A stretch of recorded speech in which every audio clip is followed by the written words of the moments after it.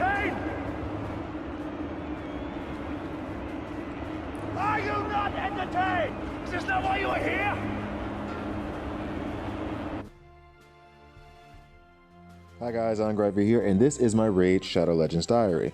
So in this video, well, first a little confession, I did get a chicken pack. So my impatience got the better of me a little bit, but however, I have still been doing my spring cleaning, which I gathered all the masteries for Seer. Now I just have to go ahead and assign them, but then I also used like my marksman and I can't even remember who else I used, but I used a few of the champions I weren't using to upgrade Reliquary Tender. Now, the idea I had behind her, and I still need to do her masteries, the idea I had behind her is that I have a Raglan and I have a Reliquary Tender, so if I pair them and just have them as like a support duo, then hopefully it will keep my team from dying or taking on too many debuffs. So, and I've already booked her out because I had a couple of rare books in her, and then I took more. So like, for those of you who don't know, revives all allies with 75% HP and a full turn meter on a two-turn cooldown. Like, she was my second legendary champion, and that accelerated my growth so much. So I love that. And then the Mercy is remove all debuffs on all allies, and then heals them. The heal amount is proportional to this champion's attack. Then on top of that, I put her in Relentless Gear. This was such a huge thing. It was amazing that I put her in Relentless Gear, and I'm loving the fact that I did. Now, going back to Reliquary Tender, I have her in Lifesteal because I read on one of my favorite sites, YumiLove.net, that she should be in Speed and Lifesteal. Now, my thought process was that I was trying to go with the idea or the concept of having my support champions, like Seal of the Drakes is more than a support champion, but that's how I treat her. Seal of the Drakes, Reliquary Tender, Raglan, having them all in Relentless just so they get those extra turns, so they cycle around to their abilities faster. And for those of you that don't know, revives all allies with 30% HP and fills their turn meter by 30%. Very similar to Raglan, except this one is on a 5-turn cooldown. Raglan's revives on a 2-turn cooldown. Tender Watch removes all debuffs from all allies and then places a 15% continuous heal on them for 2 turns. And this is on a 3-turn cooldown. So she removes debuffs faster than Raglan, who does it with a 4-turn cooldown when it's fully booked. Yeah, there's not even a reduced cooldown there. She does it on a 4-turn cooldown, removing all buffs and healing. Reliquary Tender does it on a 3-turn cooldown and then gives you continuous heal. So it feels like we should never be touched by buffs, basically. And then her A1 is just as decreased attack, so I'm not really too concerned about that. So I feel like once I get this middle row of her abilities set and get her a banner, because I'm having to do banners now, I'm having to try to get some banners, that running her with Raglan would make a very good, I guess, for lack of a official term, an anti-debuff team, where if one of them isn't removing the debuffs, the other one should be. So that is the end goal there. But speaking of banners, as I said in my previous video, I got past Spider's Den, and the funny part is that I got past it doing what I wasn't planning on doing, which was having my 2 Cold Hearts, Seal of the Drakes, Madame Ceres, and Raglan. I've been trying so long to use that Ultimate Gaelic, Achak combination, and I didn't realize, or I kind of forgot the fact that this was like a novelty. That was more fun, and I went ahead and leveled them up and everything, and it was fun to do it, and I actually beat 18 using them. I got really, really close to it. I got really, really close, and then I just got annoyed and said, let me put in the twin Cold Heart, since everyone says Cold Heart is the way to go, and I got past it relatively easily. So now I've tried to go at 19, which a lot of people say is the hardest of the Spider's Den because it's Force Affinity, and of course, basically everyone's account is weak to Force Affinity. So I wanted to run Reliquary Tender in here just to try to keep poisons off. I did it once, it didn't really work. Now, to be fair to that attempt, there was no banner. The masteries are not there, so it was just me being basically impatient. But right now, what I'm hoping for is that if I get lucky enough on some of this RNG, get a few more relentless procs, that I can get past the Force Affinity Spider. I mean, look, she's down to almost half damage, like half HP. So if I can get past her, then I feel like Spider's 20 is a cakewalk, and then that means I've completed all the dungeons. And now that does mean completing all the dungeons with like 6-minute runs, basically. But at least I'm there, and then I can just work on farming gear and just getting better and completing these things faster. So that's where I am now. And I don't know.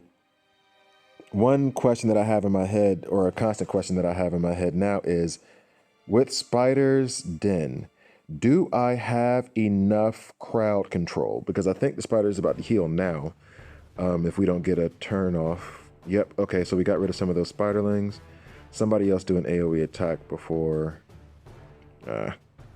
Somebody else? Anybody else? AoE attack, please. Okay, that got rid of a few of them. I'm wondering if I should do more crowd control, because right now, Madame Ceres and Scylla the Drakes are serving as my crowd control. And I know when I say Madame Ceres, that's kind of weird, but Madame Ceres puts down the decreased attacks, and that kind of neuters the power of the spiderlings. Like, it's not just that they lay poisons on you, but they also do solid damage when they attack. And so when they have that decreased attack, so does the mama spider. When the mama spider also has decreased attack, then she's not wiping out our team so much when she does that spray thing. So I mean, I think that Madame Ceres is good for kind of just controlling the amount of damage that my team is taking. Cold Heart and, well, both Cold Hearts are in there to decrease her turn meter when it gets to it. So hopefully, I think this Cold Heart coming up should have a Heart Seeker loaded up and ready to go when she ever gets her turn. No, she doesn't have one loaded up and ready to go. But I don't think the spider's going to heal off of this now anyway. She's on that off turn where she's not going to do it. So they're supposed to be controlling the turn meter, and then Scylla the Drakes is also there for crowd control, the stun that she has on her AoE, although that only comes around, I think, once every 4 turns. And then Raglan is there just to as another support to heal, remove buffs, and revive. I'm trying to think if I have any alternatives here as to the approach that I can take, like anything that I could possibly change to make this better. And the main idea is centered around crowd control. Because as you can see, the spiderlings, even though they have the decreased attack, they are still doing damage. They're still adding a lot of poison. So maybe if I put a Chalk in place of Madame Ceres and that freeze goes, that will help with crowd control for the spiderlings. And why did the turn meter get resisted like that? Okay, that annoys me whenever that happens, because she has like 200 plus accuracy, and I thought it's supposed to be 10 accuracy per level should be good enough, but it wasn't. Anyway, of course the game's cheating. The game be cheating. So now that I'm looking at it, I think, ugh. But yeah, but because of that decreased attack, instead of that wiping us out completely, I mean, it took out one and the others are still alive and okay. It has me wondering if, also Sheevered, like that Cold Heart that just reduced the turn meter, she has less accuracy than the one who didn't in the turn, but whatever. So it has me wondering, thank God for Relentless procs, extra turn, revive Cold Heart, and heal. That's awesome. Like, I mean, that back-to-back right there where she heals everyone, has an extra turn off the Relentless, and then she revives Cold Heart is just awesome to me. Anyway, I'm wondering if I should do more crowd control just to limit the damage of the spiderlings. Should I put a Chalk in who's going to freeze them, and so then they won't move? It'll speed up my team because of his Twisted Hunger. They'll be frozen, speeding up our team, allowing us to do more damage. And maybe use that to replace Madame Ceres. Because what is better than very little damage is no damage, right? I think that might be the route I have to take. Because I tried this one time before, and I just didn't get past it. And it looks like, though we start off strong, we don't maintain it. I think if she heals one more time and it gets back above like the 66% mark, that I'm going to have to end this match and then try it with the chalk just to see what happens. But I do worry that I just don't have enough crowd control over the Spiderlings. And the other issue, I don't think he's strong enough. I have my campaign farming Bellower that's just equipped with a bunch of crit damage. Yeah, she's okay. So the only thing that's the saving grace is that the max HP that is the reduced enemy max HP, which is on my Cold Heart for Scarab King. One of my Cold Heart for Scarab King is the only reason why she didn't not 100% heal, but you know what I'm saying. Like yeah, I don't think this is gonna go. Oh, but there's another Cold Heart, and that one actually reduced her turn meter again. But then the Spiderlings are gonna come. Does Raglan have a Mercy in her somewhere? Yep. Should I stick? I'm tempted to stick with this. So here's what I'm gonna do. I'm gonna let this run, and then we'll come back to the end, but I'm pretty sure the end is going to be defeat. And as I assumed, we fell. Sorry for the non-end screen. I forgot to even hit record. I was so, well, not just frustrated, just like kind of deflated. All right, so I'm going to try with a chalk one time, and then I'm going to call this a video. But the main goal with putting a chalk in place of in place of Madame Ceres, I did do it in place of Madame Ceres, right? No, I did not. I put them in place of Seal of the Drakes. I'm going to go ahead and pause this now and leave. There's a waste of energy for you. Oh, look at their stats. They didn't perform at all. They were terrible. So instead of Madame Ceres, we do Seal of the Drakes. Or maybe I should leave Madame Ceres in, but then that's wasted. All right, so here we go. Now the issue with the no Madame Ceres at this point is that decreased attack was very, very good in terms of making sure that the Mama Spider didn't wipe out the entire team with that spray thing that she does. So that's that don't feel good. All right, so the one Heartseeker hits, reduces that turn meter. I think the first thing a chalk is going to do is open with his A2, which is going to give us strengthen, debuff immunity, all that jazz. There goes the second Heartseeker. So yep, so at least we're blocking debuffs from the Spiderlings. Keeping her turn meter down. This all looks okay so far. And then his next thing that's going to happen is he's gonna put freeze on them. Awesome for the extra turn. He's gonna put this freeze on them. Wow. Three shots in a row. It proc twice in a row. That's awesome. I love it when that happens. So he's gonna freeze them. And I'm hoping that their turn meter, like the freeze and the twisted hunger, is going to make our team accelerate our team so much that we're gonna get to these abilities even more. And if they start proccing these relentless based on this turn meter stuff, it's gonna be awesome. I wish there was some way to reduce her turn meter right now, because she's definitely about to heal, and I don't think we have any Heartseekers waiting right now to reduce it. So let's see. So yeah, the Twisted Hunger does speed us up. She gets to heal all the way back. But now it makes me wonder, if I were to take control of this in terms of like, don't run it on auto, would I be able to get past her?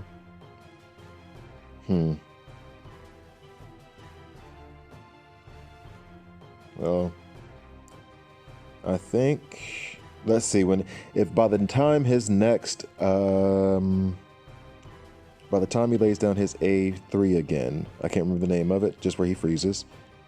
If by that time we're not in a reasonable place, then I'm going to go back and try to do this manually. But I will end the video here once. Oh, there's one Heartseeker. Is there another Heartseeker coming? Seal of the Drakes falls and she comes right back. There's the second Heartseeker. Okay, looks like we're in okay shape. Hard to tell. Now, I think his A2 has a 4-turn cooldown, so I don't think it's going to be on this one, but the next one. If the freeze came now, I think it's called Frost Gale or something. No, that's not it.